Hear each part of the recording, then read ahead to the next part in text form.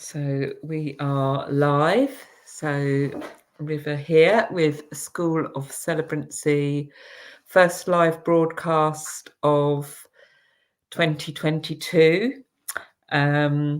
So far, no one has joined us, but I know there's been a lot of interest in this topic, so I'm sure we will have some people joining us soon. And when you do come along, it's always lovely if you type into the comment box and let us know where you're joining us from. That's nice. We've now got 4 people with us. So I am here in a suddenly much colder Brighton this evening. Simone has joined us from Lewis. Michelle from Seaford. So we're a Sussex gathering so far. I'm sure there are others joining us from further afield too. Sylvia in Devon. Yeah, welcome. Thanks for coming along and joining us. Oh, Linda, nice to see you. And Deb's joining us from Sydney, which it must be some kind of unearthly hour, I think, in Sydney, isn't it, Debs? And Gail from Vancouver. So yeah, great. We're a global gathering already. And it's great that you've all showed up to join us for a chat about a really important topic for us as celebrants, and I just think for us as a society in general. Sadly, suicide is much more prevalent than any of us would wish it to be. And so any of us who are working as funeral celebrants, as part of our main work, are kind of likely to come across this situation sooner or later. And I guess, like any of us in our lives, most of us probably have known somebody, we've either been personally affected or other people we know have been affected by loss from suicide. And how this is talked about in general is so important. And I guess that begins, around the time of death and with the funeral. So I'm about to introduce you now to my friend and local celebrant, Lee Mills. Lee has been a death doula for the last 3.5 years. Also, in another part of her life, she runs fantastic choirs in Brighton. And she works as a funeral arranger with the wonderful Arca Funerals, who both of us have worked for sometimes as a celebrant too. Oh, lovely to see Stefano in Italy here as well. And Lee hasn't actually been a celebrant for all that long. In fact, I'm going to bring Lee on screen now. Hi, Lee. Hello. Hi. So you've been a celebrant for how long, Lee? A year, almost. A year. Yeah. Oh, fantastic. And yeah, I just want to tell everybody, that why I wanted to invite you to talk with me this evening about this subject. It actually came about because I attended a funeral of a person who'd been a friend of both of ours. And Lee was conducting the funeral, and I didn't know who was going to be conducting the funeral, but I did go along, obviously as a celebrant, kind of feeling like, there are certain things that I really hope get said, and I was really blown away, as I think I said to you at the time, Lee, by how you held that space. And there was some really great points that you made about the way that the language that was used to acknowledge the way that our friend had died. And I really wanted to share that with the wider celebrant community. So should we start by talking about funerals we've been to in the past? Or you tell me what you were just saying before we went on air about other funerals you'd been to. Yes. I've had, sadly, a lot of friends and family and colleagues and students that I've taught, teacher at school when I was a kid, who all died by suicide. And I was always struck, even from a young age, that I was just really aware that it wasn't acknowledged, it wasn't talked about, it was hushed up. It was definitely treated as something shameful, a stigma. And the funerals that I went to of friends who've died by suicide, I was utterly frustrated because a lot of the time it wasn't mentioned at all. You know, it's this big event and it just becomes this elephant in the room that everybody's thinking about. They want answers to it. You're never going to get a complete answer, of course, we know that. But there's an added layer of sadness, I think, that we can all experience after death by suicide. And I just think that needs acknowledging. And it really influenced what I knew I would do with this funeral that we're talking about, because of the sense of dissatisfaction, I suppose, that I had from the funerals that I'd been to. Yeah. And I guess I want to kind of come in and chime in with this and say, yeah, from my point of view, it's something that's been really shaped my life, because a close family member also died, actually kind of following a suicide attempt, but that was to do with the cause of death. So, and it wasn't spoken about, and it did feel like a kind of shameful and embarrassing and difficult topic to ever even raise, and so with people are already saying, thanking us for addressing this subject. So I guess, you said, we're on the same page as celebrants, and that we've both come into this with our own kind of personal experience. But then, of course, it's very important that we as celebrants carry out the wishes of the families that we work with. So I guess this all starts with how the discussion that we have with the families before the funeral. So I do you feel okay to sort of talk about that? Yeah. I think I had to give myself a good talking to before I went to see the family, who I knew and hadn't seen for a very long time. And I had to give myself a talking to because I knew that I had such strong feelings about it. And obviously, as a celebrant, we have to be really careful that we're not pushing our own agenda. So I needed to go with a sort of open mind about what it was that the family wanted. But I do feel that we have an important role to play as celebrants in helping a family, particularly in this situation, pick apart what the expectations from other people are, what they feel comfortable with, and gently guiding them and advising them, I suppose, about language that can be used. It's a real sort of a test of diplomacy. I think it's, one of the toughest things that you will do as a celebrant is going to talk to the family after a suicide. But you also have to have a degree of courage, I think, and just go in and think, I have got to take some risks about what I say here.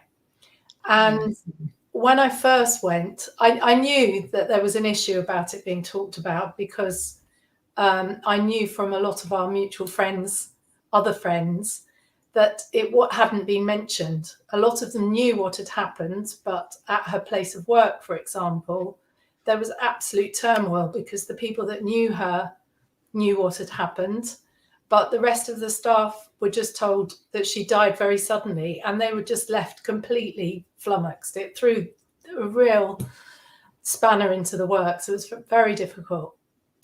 So when I went, I really just had to talk very gently with them about how they were all feeling to begin with, and how sorry I was about the news, but making it quite clear that I was okay about talking to them about it if that's what they wanted.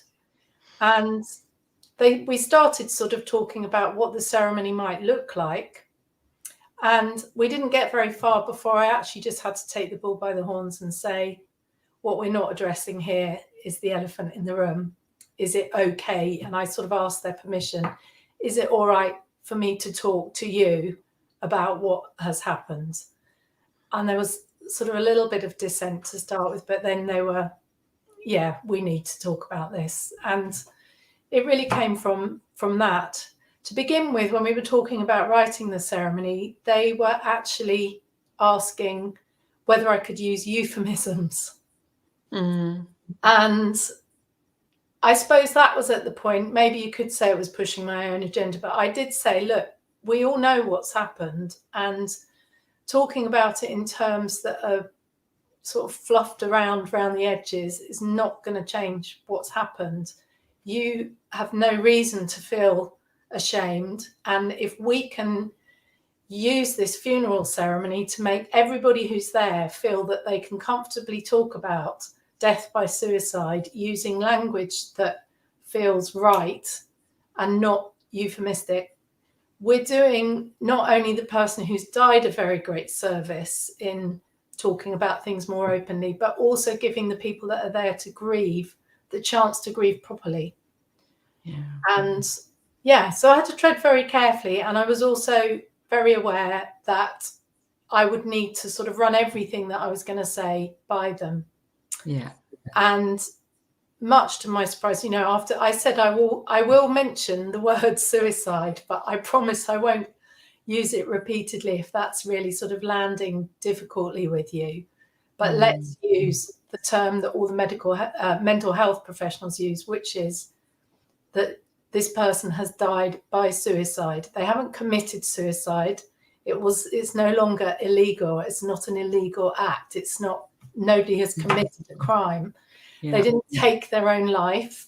It was mental illness that took their life. And it's really important that we treat that like any other illness. And once we sort of talked about that, there was a lot more of a comfortable atmosphere in the room.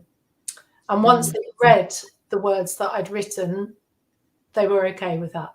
And that's what we used that as a basis to sort of move forward. I've just noticed Susan's comment there, and you've really agreed, absolutely with what Susan has said. The same thing. Don't say committed. It's not a sin, and it's death by mental health or mental illness. We should say, and I guess this discussion sits within a sort of bigger discussion, and I guess a real sea change I feel that's happened over the last few years, where mental health has increasingly become something that people can talk about. I'm really especially noticing that with people in my younger children's generation, that young adults would talk freely about, I'm needing to take care of my mental health at the moment. Or absolutely. I think since the pandemic, that's something that most people feel much more comfortable about discussing. I did notice with a lot of the young people who were at the funeral, they were the ones that it particularly resonated with and said, we're so grateful that you've actually talked about mental health.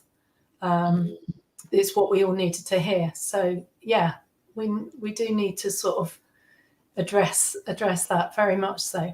So there were two really important things that you said in framing how it was spoken about, and one was that taking away that word of committed, which is, it's almost, I think for myself, being kind of 56 and having, lived all my whole life with that as like almost the two words go hand in hand, and you can hear it almost without the other.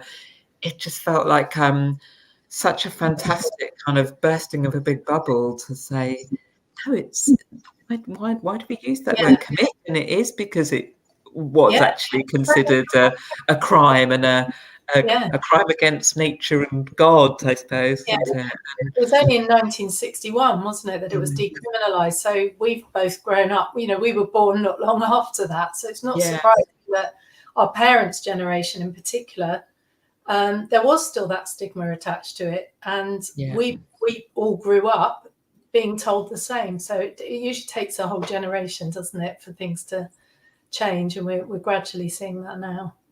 Yeah. There's a few really interesting comments and questions coming up, but I just want to pick up on the second part of what you said, Lee, which was that it wasn't that somebody took their own life, that how did you put it, that illness took their life? Mental ill health took their life, just in the same way that physical ill health will take other people that we love. That I don't see that there needs to be a difference in the way that we feel about that.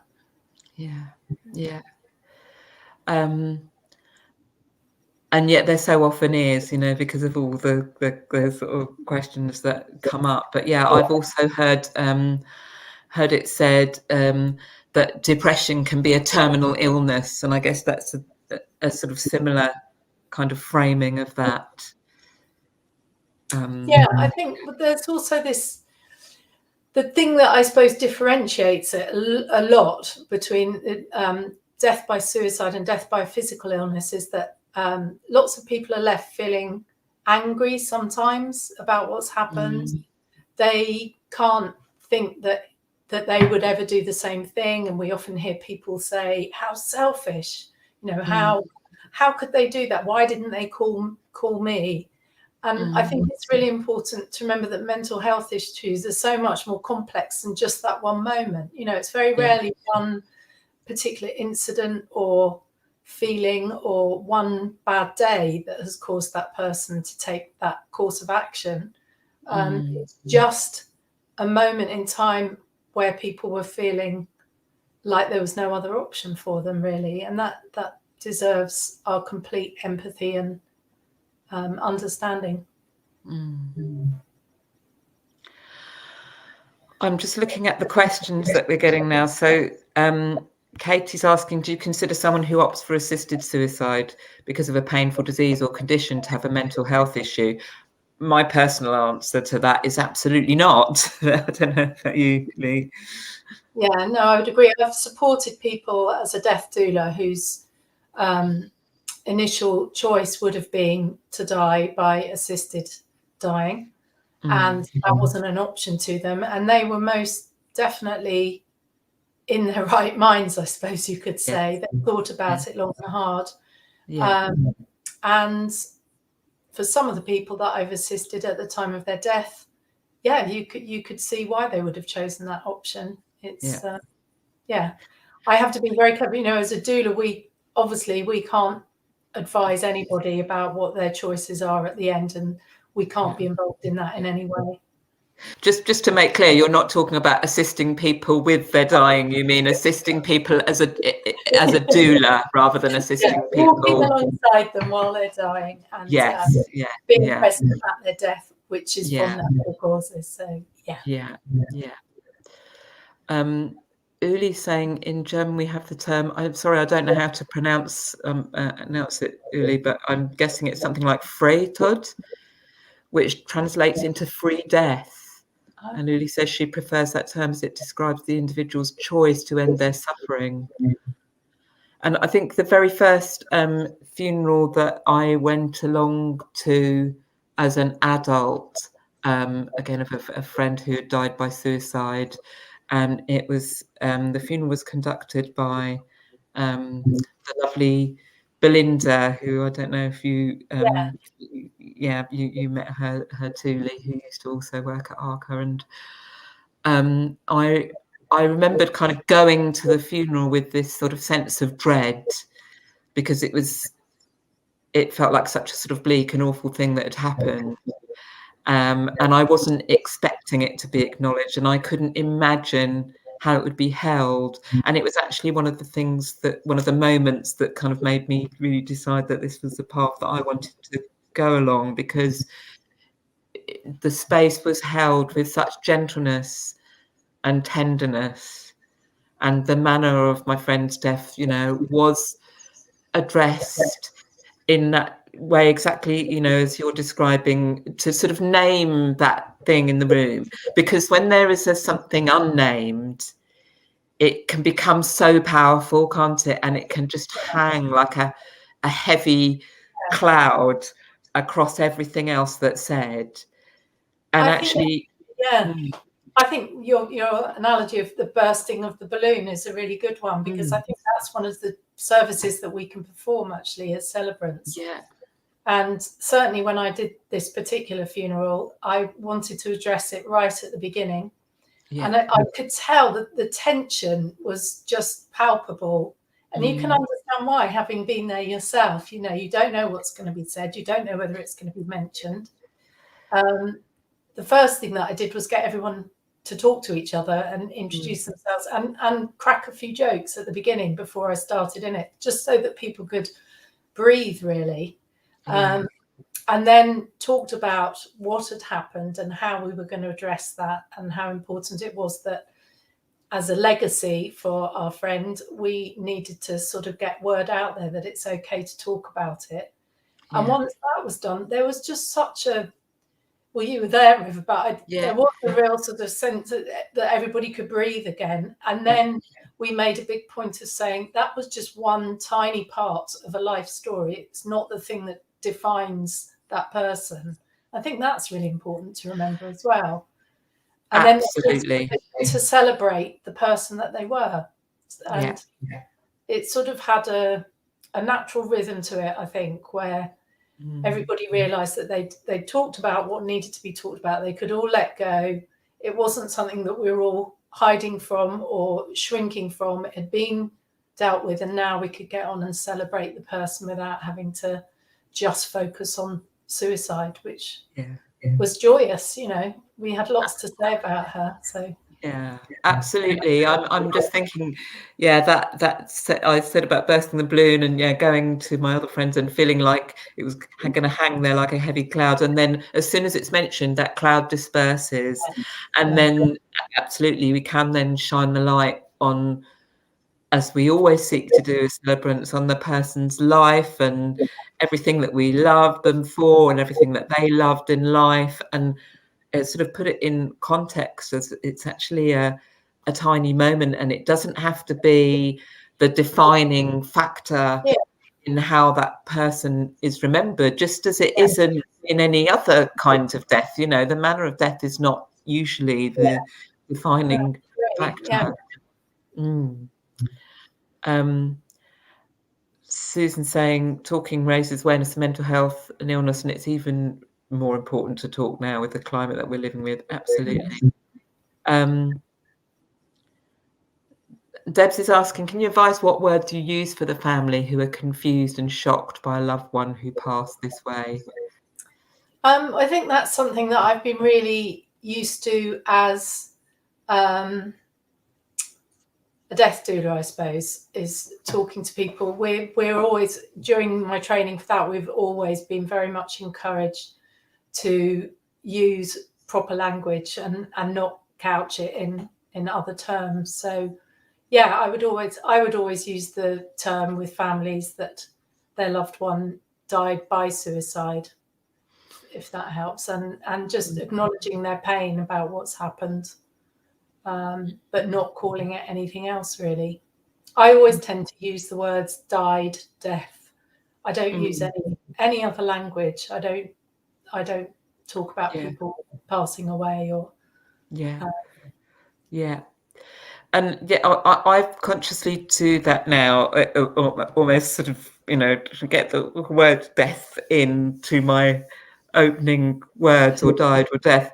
And I realized a few years in that I wasn't actually doing that, and that it's we have got such a kind of death phobic culture, haven't we? So this discussion again sits within that wider.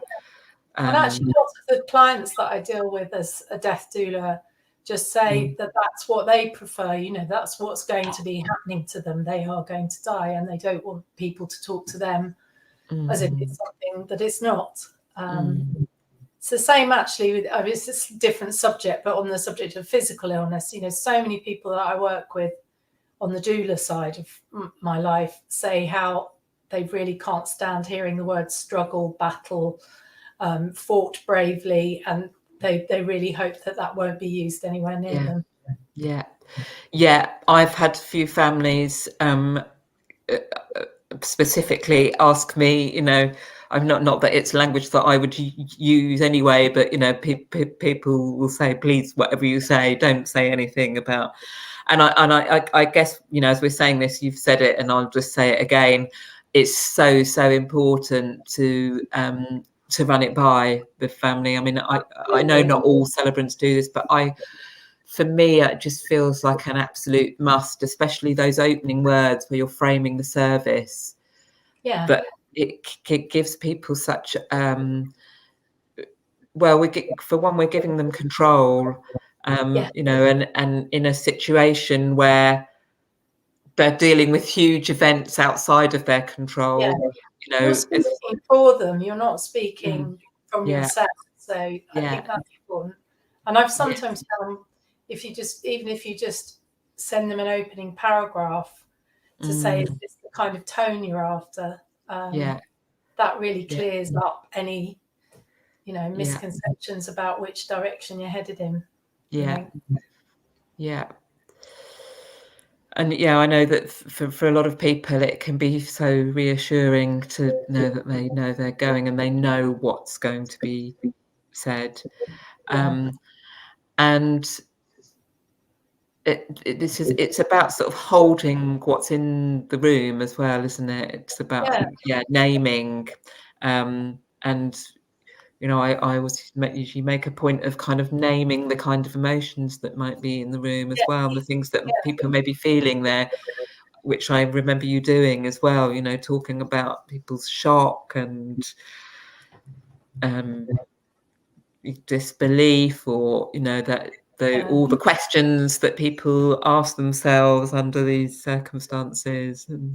I know something else that I mentioned, which a few people have commented on afterwards and said that they found helpful, and I think this applies to a lot of other deaths really, is this whole notion that especially with the death by suicide, that people have lacked that opportunity to say goodbye to somebody, and with any sudden death really. And what I've often thought about with that is the fact that that last hour or week or day or year, that's not the sum of somebody's relationship with another person. So I've had friends I had a friend whose husband died after they'd had a massive argument, and that was what she was left with. And it was really important for her to acknowledge that was only a tiny part, again, of somebody's life. It was not all of their relationship. And I think it's important to, acknowledge that really. I just want to acknowledge the comment that Michelle has made. There's still the issue of someone dying by suicide alone to protect their loved ones. My daughter opted to die. I'm so sorry to hear about your daughter, Michelle. And I'm sure that all of us can, well, I hope that all of us can understand and respect that decision. I think many of us will have had those kind of discussions. Sorry, Michelle has said her daughter opted to die by suicide rather than suffer the agonies of terminal cancer. And I've certainly had the discussion with a few different people about, seeing their families go through those agonies and reflecting on the fact that we don't allow this to happen, with our beloved pets. And so this is a whole other area of discussion to get into. But, I would see that as within the realms of, I guess it's unassisted dying, isn't it, rather than assisted dying? It's rather than a suicide for mental health reasons. It does open up that whole discussion about what people have the choice to do, and Yeah, and where we're going to go with that in the next few years as a nation. Oh, so it brings me back to what I was going to say about my friend's funeral, you know, the one that I went to, gosh, quite a few years ago, maybe about 15 years ago. I do remember Belinda, the celebrant, talking about that we have no choice but to accept the decision that this person has made, you know, that we ultimately have to just, even if we can't understand it, we have to accept. Yeah, that they'd made we that. can't judge it either. You know, I think that's a huge part around death by suicide, is that we might have a personal judgment about whether we feel we would have taken that course of action, but that's not for us to, like you say, it's not for us to have that in our minds. It's when I do hear people, you know, another close family member, you know, I know has always reacted sort of very strongly emotionally when they've heard about that, and you know, being their default feeling about it has been one of anger, you know, whenever they've heard, and you know, I always counter that by saying, you know, if you find it so difficult to understand, you know, how somebody could feel so bad that they felt like that's the only option, then really you need to count yourself very lucky. I think the phrase I used was, you know, a lot of it is dependent on your circumstances, and one thing to think instead is, there but for the grace of bloody good luck go I, you know. Yeah, absolutely. Debs is asking a really important question. What do you do for your own emotional and mental health when death situations touch you? And I guess, again, this is something that we could have a whole session about. But yeah, let's just answer that one. What would you say about that, Lee? I'm quite good at shaking things off when I walk through the door. I find physical exercise helps. Eating chocolate and drinking wine helps. Being in nature actually is what helps me the most, and particularly if I've been present at somebody's death, that's much more of an engaged process for me. If I've been somebody's doula for quite a long time and have been there for the time of their death, it will take me quite a lot longer to process than maybe holding a funeral for somebody that I've never met. So it depends on the personal connection, I guess. I have to talk about it a lot, is the first thing. And sometimes I'll do that with people in the same profession. So doulas always have lots of support. There's all different ways, but it's a really good question, because it is something that really needs to be attended to, and it can come back and bite you on the bum if you don't, you know, for sure. It's something that I encourage anybody that's working as a celebrant and doing lots of funerals to think about getting a supervisor, which is something that's standard in other caring professions, you know, and it's not something that is a thing amongst celebrants, but I feel that it should be a thing, really. So I have a counsellor, therapist, somebody who is very experienced.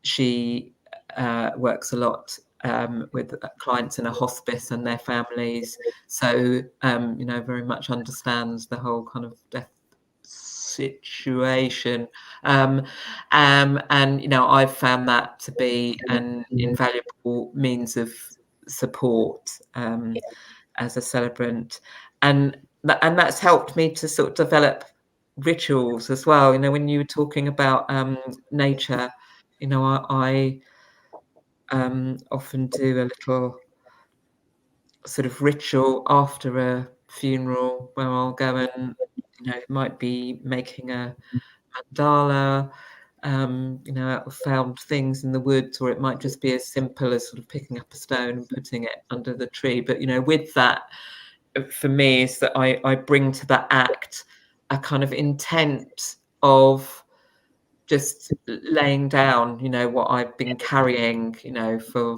that person and that family, and, you know, just acknowledging that my work is done and that I'm placing those people and that person, you know, into the care of something greater than myself. Yeah, the words that I use are the care of, you know, all that is and all that was and all that will be. Simone is asking, what would we do? Some family members are happy with the term suicide and others are fiercely opposed to it being mentioned.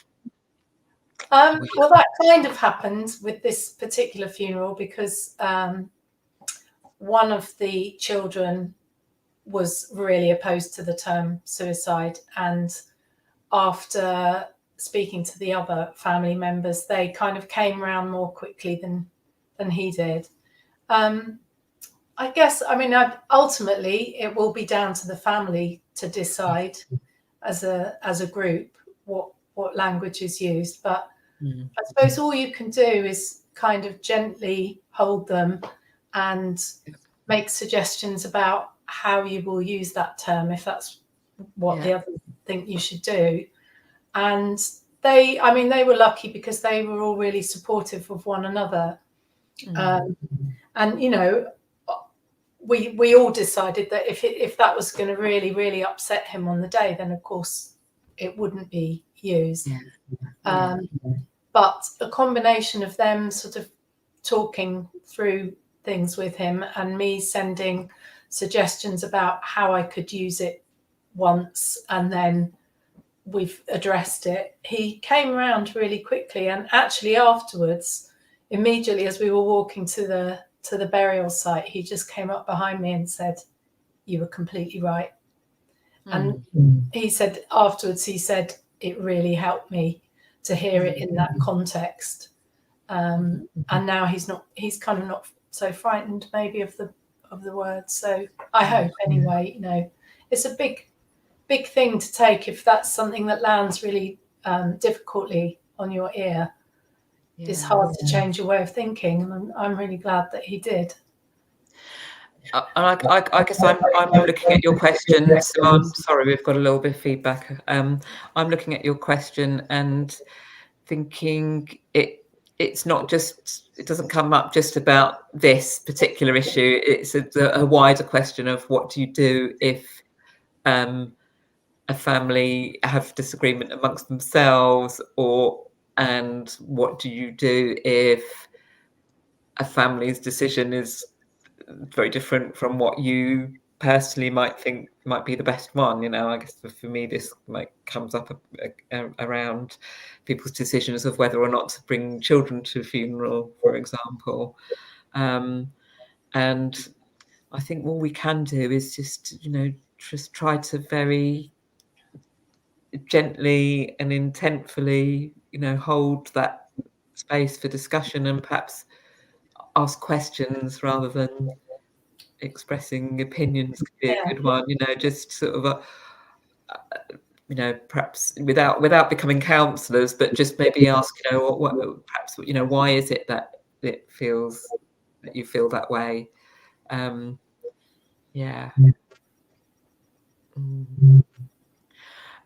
Debs is asking, how do we normalise this subject? Obviously, well, I guess by continuing to have discussions like this, isn't it? We're part of a cultural shift. You know, we're living at a time of all kinds of shifts, and you know, this to me feels like a really great one. You know, what I feel has happened during my adult lifetime. You know, in the way that we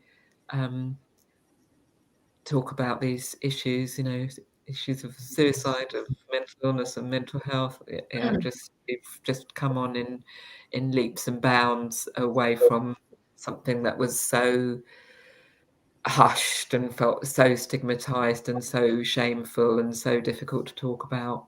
Yeah, I kind of love talking about it too, Tess. It kind of feels that there's a kind of relief for all of us, I think, you know, as we've been living, you know, however close or far away from us this has been personally as an issue, you know, we're all under a kind of we've all been under a bit of a kind of societal cloud of stigma and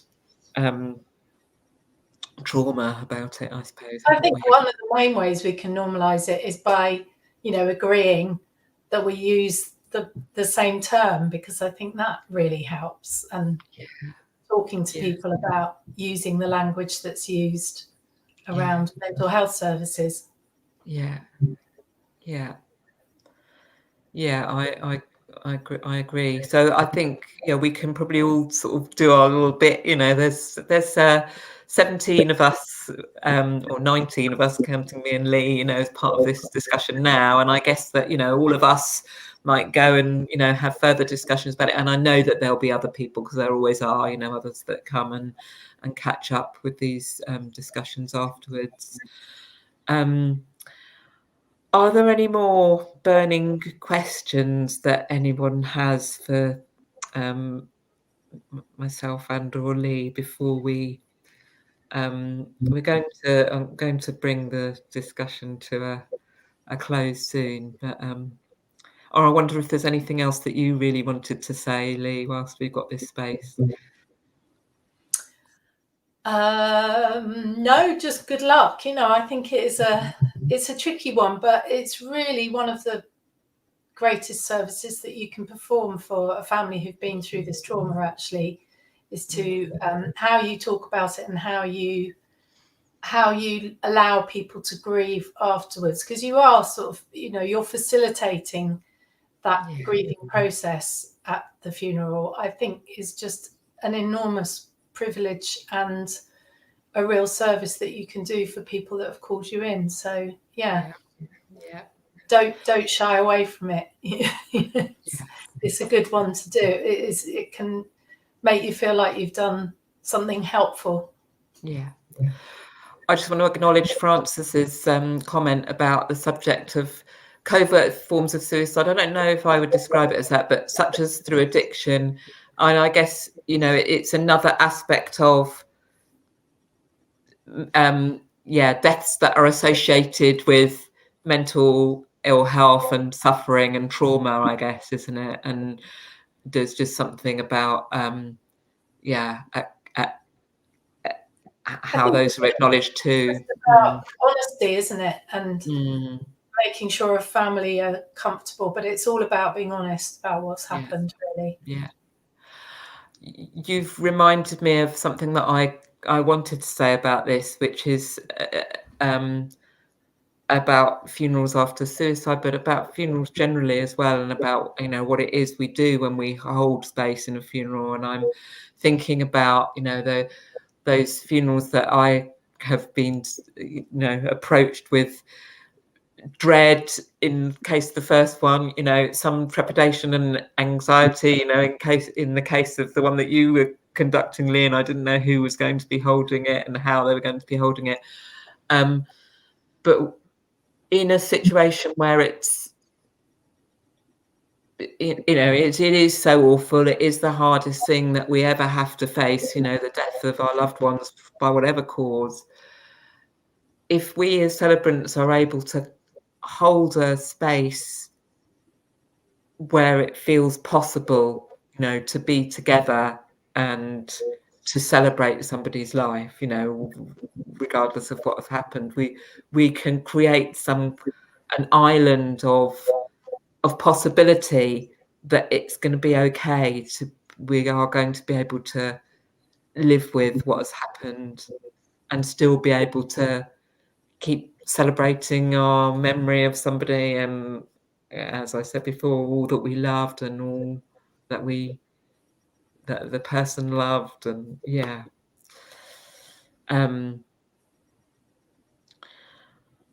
Deb has asked another question about sensing and dealing with guilt from family and friends. I think it was one of the emotions that perhaps gets named, when we were talking about naming what's in the room, that sort of shock. I think you did talk about the guilt that people might be feeling and the sense of responsibility.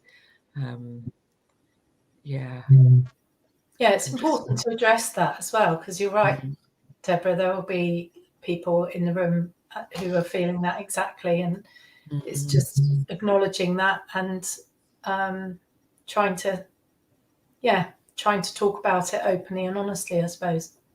Yeah. And offering what reassurance we can. Yeah. I think if you've talked about what's happened and realised that you may not, there's nothing that anybody could have done to change what happened. Just reassures people. Again, I'm sort of thinking of this in a sort of wider context, not just funerals after suicide, but funerals where there is complicated grief for other reasons. One that's springing to mind for me is one that I conducted for, 2 middle-aged adults, who it actually turned out that it was an abusive parent, and in those kind of circumstances where there are very difficult emotions and difficult kind of baggage, that comes with the loss and the death, what has come to me is to the inspiration that's come to me, I guess, is to approach the funeral as an occasion to not just to lay the person to rest, but also to perhaps, as much as is possible, to lay some of those difficult feelings to rest. Not that we're going to process everything just in that one, but that that we're setting in the same way that we can't process the whole of grief through a funeral, but we can kind of set an intent and set a direction of travel. It's the start of the process, isn't it? Yeah, hold a moment. Yeah. So I am going to complete our session this evening with a beautiful poem from a book that I've waved at the screen before in our School of Celebrancy live broadcasts. I'm a massive fan of the wonderful John O'Donoghue, Irish poet, philosopher and priest. And in this book, Benedictus, he's written, although he's a priest, he's he comes very much, he's in the Celtic tradition, and the language that he uses is very inclusive and open, and there's a blessing here for the family and friends of a suicide. But before I read it, Lee, because I've got a little bit of feedback, I'm going to thank you very much for joining us on the live broadcast, and I'm going to remove you from the screen just so that hopefully that gets rid of the feedback thing. Yeah. Thank you very much, River. Yeah, and thank you everyone for joining us, and but please stick around, Lee, while I read this lovely poem that you reminded me about the friends and family of a suicide. Well, it's a blessing, really, a blessing.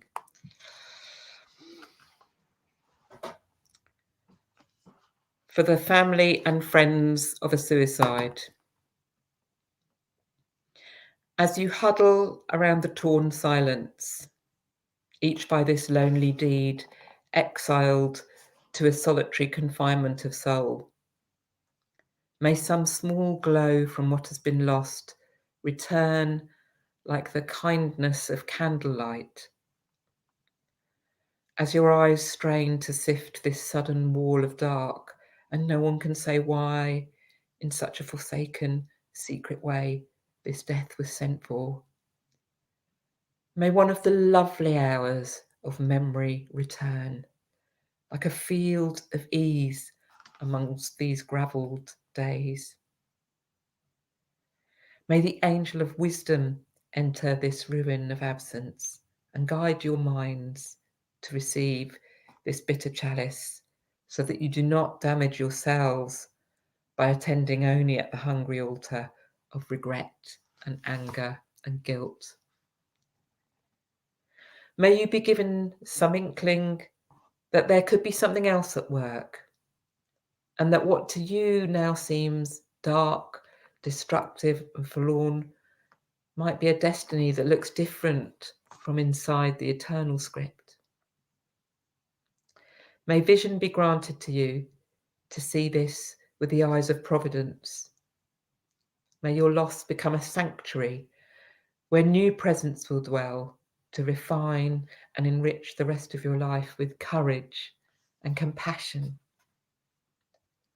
And may your lost loved one enter into the beauty of eternal tranquility, in that place where there is no more sorrow or separation or mourning or tears. So yeah, thanks again everyone for joining us this evening and for your lovely supportive comments, and yeah, I'll just take this moment as well to wish you all the very, very best for the new year ahead. Yeah, bright New Year's blessings on yourselves and your families and friends, and not sure who I'll be talking to next month or what about, but we'll be here again on the first Tuesday of the month, with hopefully another interesting and juicy and nourishing discussion. Take care, everyone. Bye for now.